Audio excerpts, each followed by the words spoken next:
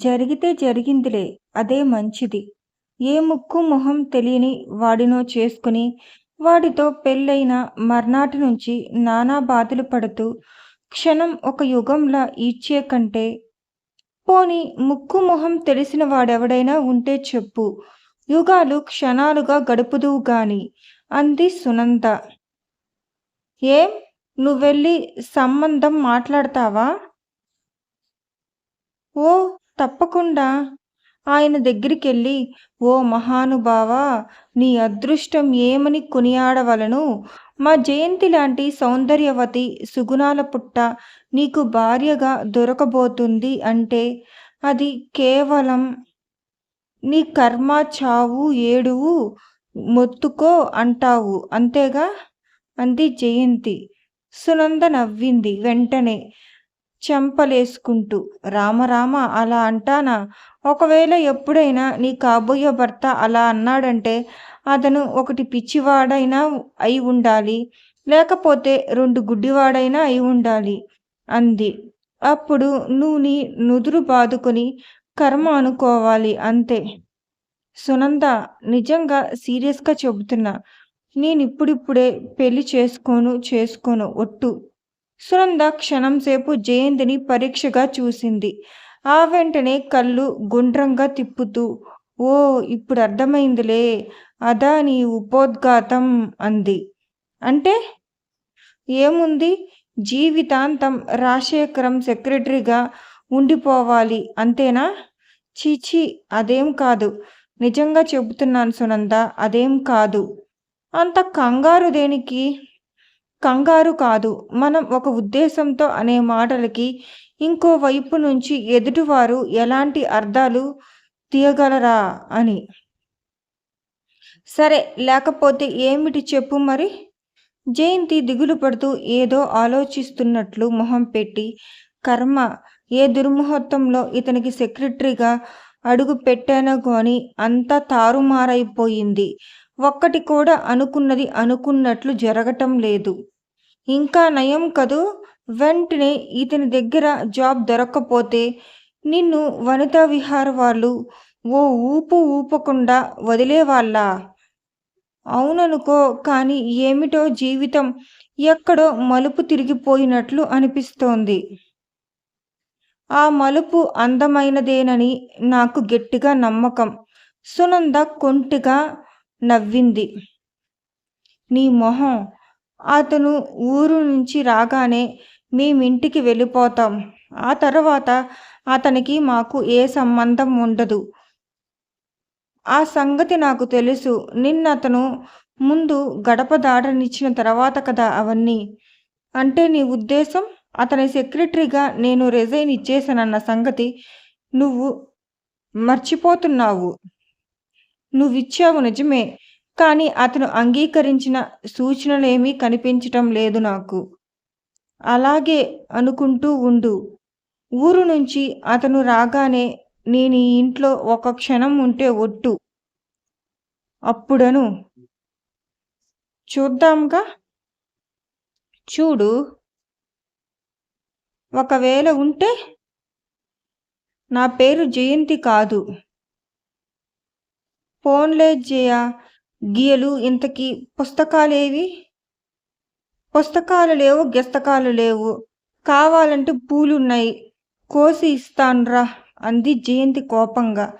ఆ రాత్రి పడుకోబోయే ముందు బామ్మగారు వికసించిన మొహంతో, కామేశ్వరమ్మ గారు చెప్పిన సంబంధం గనకే అయితే జయ, మన కష్టాలు తీరినట్లే. నువ్వు చాలా అదృష్టవంతురాలివి అంది. నా అదృష్టమేమిటో నాకు బాగానే తెలుస్తున్నా బామ్మ. ఒకళ్ళు నాకు చెప్పక్కర్లేదు అంది జయంతి విసుగ్గా గోడవైపు తిరిగి పడుకుంటూ. 4 రోజుల తర్వాత ఓ రోజు సాయంత్రం అప్పుడే శివరాం వచ్చి వెళ్ళిపోయాడు. జయంతి ముందు హాల్లో కూర్చుని పుస్తకాలు తిరగేస్తుంది. బామ్మగారు కూడా అక్కడే ఉంది. వాకిట్లో కారు చప్పుడు వినిపించింది. ఎవరే వచ్చింది అంది బామ్మగారు. జయంతికి క్షణంసేపు గుండెలు కొట్టుకున్నట్టున్నాయి. ఆ కారు చప్పుడు ఎవరిదో తనకు స్పష్టంగా తెలుసు. అబ్బాయి కాదు కదా. బామ్మగారు లేచి వాకిట్లోకి వెళ్ళబోయింది. తన ఊహే నిజమయ్యింది. బామ్మకి గుమ్మంలోనే ఎదురయ్యాడు శేఖరం.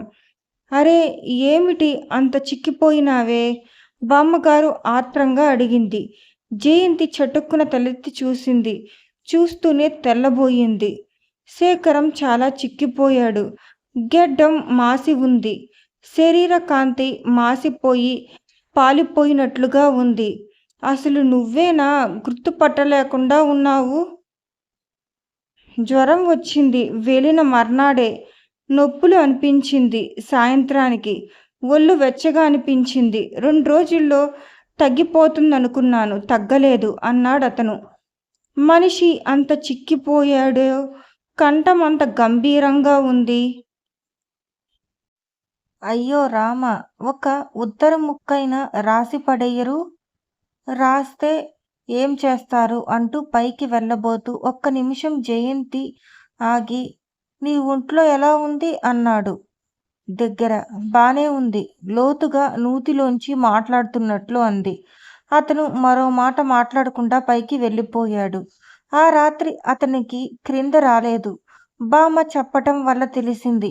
బొంబాయిలో పాకిస్తాన్ నుంచి వస్తున్న కాంతి సీకులతో పాటు ఓ కొత్త జ్వరం దిగుమతి అయ్యింది. ఒళ్ళంతా నొప్పులు. మర్నాటికి తీవ్రమైన జ్వరం, కాళ్ళు పట్టేయటం ఇది దాని లక్షణం. డాక్టర్లకి దాన్ని ఎలా ఆపాలో, రాకుండా ఎలా నిర్మూలించాలో ఇంకా తెలియటం లేదు. జ్వరం నుంచి తేరుకునేసరికి మనిషిని శరీరంలో ఏ కాస్త శక్తి లేకుండా పీల్చేస్తుంది. రాజశేఖరం చాలా ఆరోగ్యవంతుడు కాబట్టి దాని తాకిడిని తట్టుకుని ఆ మాత్రం నిలబడగలిగాడు. ఈ పరిస్థితి ఎలా వెళ్ళిపోతామని అడగటం అసలు ముందు బామ్మ అంగీకరిస్తుందా? అది అనుమానమే. జయంతికి సునందతో తను అన్న మాటలు గుర్తుకొచ్చాయి. మనిషికి తన ఆలోచనల మీద తనకెంత నమ్మకం. కాలం అనేది ఒకటి ఉందని, దాని చేతుల్లో అది సృష్టించే పరిస్థితుల మధ్య తను కీలుబొమ్మనని మర్చిపోయి ఇది చేస్తాను, అది చేస్తాను అంటూ ఛాతీ విరుచుకుని తిరుగుతాడు. చివరకు అది పట్టించినట్టు ఆడతాడు. ఈ సంగతి మనిషికి ప్రతిక్షణం ఎందుకు గుర్తుండదో. శేఖరం కోలుకోవటానికి ఎక్కువ రోజులు పట్టలేదు. బామ్మ అతన్ని కంటికి రెప్పలా చూస్తోంది. ఈ 4-5 రోజుల్లో తను ఒక్కసారి కూడా అతని దగ్గరకు వెళ్ళలేదు. వెళ్ళే అవసరం రావటం లేదు. ఒకసారి బామ్మకి బదులు తను మంచినీళ్ళు తీసుకెళ్ళింది. నువ్వెందుకు తెచ్చావు అన్నాడతను మంచం మీద నుంచి లేస్తూ. తేకూడదా అని అడగాలనిపించినా అతని కంఠస్వరం ధోరణి అడగలేకపోయింది. బామ్మకి నొప్పి వచ్చింది అంది. సరే అన్నాడతను ప్రక్కనున్న పుస్తకం తీసి చూసుకుంటూ. జయంతి గ్లాస్ తీసుకుని బయటకు వచ్చేసింది. ఎందుకో గాని అతని కంఠంలో నిర్లక్ష్యం స్పష్టంగా కనిపిస్తుంది. ఆ సాయంత్రం వంట చేయాలనుకుని సిద్ధమవుతుండగా ఇంతలో నాయర్ వచ్చాడు. నువ్వెందుకొచ్చావు అంది వెనక్కు తగ్గుతూ. అయ్యగారు కబురు చేశారు, మీరు లేవండి అన్నాడు. జయంతి మౌనంగా బయటకు వచ్చేసింది. అంటే తను చేసిన వంట తినాల్సి వస్తుందని భయమా అతనికి? శేఖరం బాగా కోలుకున్నాడు. మామూలుగా యథాప్రకారంగా అతని పనులు జరిగిపోతున్నాయి.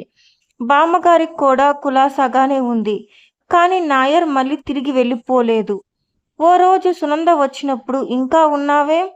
అతను ఊరు నుంచి వచ్చి ఇన్ని రోజులైతే అంది నవ్వు దాచుకుంటూ. కళ్ళు కనిపించటంలా నీకు? అతనే పరిస్థితిలో తిరిగి వచ్చాడు అంది జయంతి కోపంగా. కోపం దేనికి? పోన్లే, ఇప్పుడు నయమైందిగా అంది సునంద. అవును, ఇవాళో రేపో అడుగుతాను. ఎక్కడా చెప్పు. ఉదయం వెళ్ళి రాత్రికి వస్తున్నాడు. భోజనం కూడా నాయర్ ఆఫీస్కే తీసుకువెళ్తున్నాడు. నీ మనసులో ఉద్దేశం కనిపెట్టడలే ఉంది. అందుకే తప్పించుకుంటున్నాడేమో. చీచీ అంది జయంతి. పైకి కాదని తీసేసిన లోపల్లో అది నిజమేనేమో అనిపించింది. 2 రోజుల నుంచి విశ్వ ప్రయత్నం చేస్తే 3వ రోజున శేఖరంతో మాట్లాడే అవకాశం కలిగింది జయంతికి. ఆ రోజు అదృష్టం. ఎందుకో అతను రోజులా త్వరగా వెళ్ళపోలేదు. 10 గంటల వరకు ఇంట్లోనే ఉన్నాడు. జయంతికి వెళ్ళిపోతామని చెప్పటానికి ఇదే మంచి అవకాశమని తోచింది. బామ్మ పూజ గదిలో ఉంది. గంటకి గాని బయటికి రాదు. నాయర్ వంటింట్లో ఉన్నాడు. నాకు బజారుకు ఏదో పని మీద బయటకు వెళ్ళిపోయాడు. శేఖరంకి తనకి ఏదైనా వాగ్వాదం జరిగితే అది ఎవరికీ చెవినా పడదు. దొడ్లో ఉన్న పూలు కోసి దేవుడిని మాలుగా గుచ్చటం జయంతి దినచర్యలో ఓ భాగం. ఈరోజు కూడా పళ్ళెం నిండా పూలు పోసుకొని గుచ్చుతోంది. పూల పళ్ళెం చేత్తో అలాగే పట్టుకొని మెట్లెక్కి పైకి వచ్చింది. గదిలో అతను అద్దం ముందు నిలబడి టై కట్టుకుంటున్నాడు. జయంతి గదిలోకి రావటం ఎదురుగుండా అద్దంలో నుంచి కనిపిస్తూనే ఉంది. గుమ్మంలోనే ఆగిపోయింది జయంతి. అతను ఆత్రంగా వెనక్కు తిరగలేదు. ఎందుకొచ్చావని అడగలేదు. నిదానంగా టై కొట్టుకోసాగాడు. ఒళ్ళు మండిపోయింది జయంతికి.